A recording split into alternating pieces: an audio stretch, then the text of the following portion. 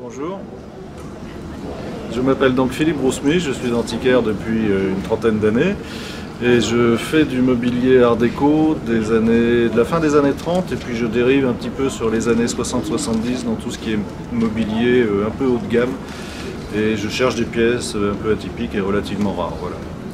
Dont l'exemple parfait est cette double commode d'époque art déco en palissandre et en bois laqué noir avec plein de petits détails. C'est un meuble de grande qualité et c'est ce que j'appelle une double commode avec deux rangées de tiroirs parallèles. C'est des meubles qu'on trouve très rarement. En 30 ans d'art déco, c'est ma deuxième. Voilà. Et j'ai de l'autre côté là-bas une table qui, elle, date des années 60, qui est d'un designer italien qui s'appelait Aldo Tura. Donc ça, c'est du meuble assez caractéristique qui est entièrement gainé en ce qu'on appelle du parchemin. Et le parchemin, c'est de la peau de chevreau. Voilà. Le parchemin sur lequel on écrivait dans le temps était en fait de la peau de chevreau tendue et non pas du papier.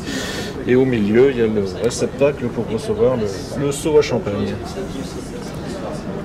Et le pied également est intégralement gainé en parchemin. Donc ça, c'est des meubles de très belle qualité qui traversent le temps et les décennies sans trop de soucis et que l'on trouve relativement rarement aujourd'hui. Voilà, avec quelques autres pièces. C'est ce qu'on appelle le bénitier. C'est un luminaire des années 70 qui avait été créé par une artiste parisienne qui s'appelait Liliane Rougier.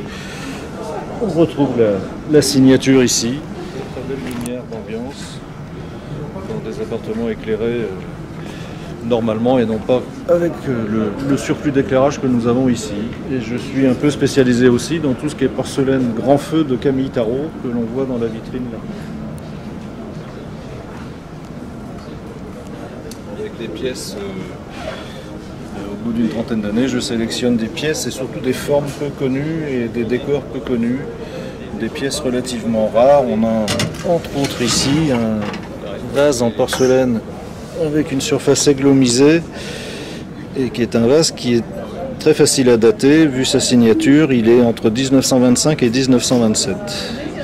Petit vase de Camille Tarot. Voilà, des pièces assez atypiques.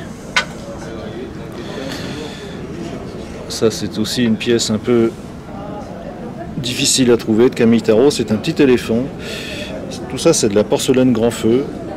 C'est de très très belle qualité, c'est des émaillages magnifiques. Ah, j'ai pas choisi ce métier, c'est ce métier qui m'a choisi.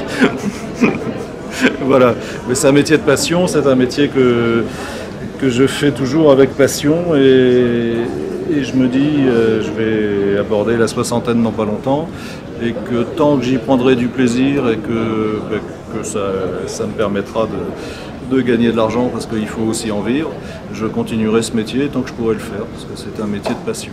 Une douzaine de salons par an, donc à peu près au rythme d'un par mois, même des fois il y en a deux par mois et il y a des mois où il n'y en a pas. Mais oui, une douzaine de salons par an et puis du commerce par le biais de mon site internet aussi, bien sûr.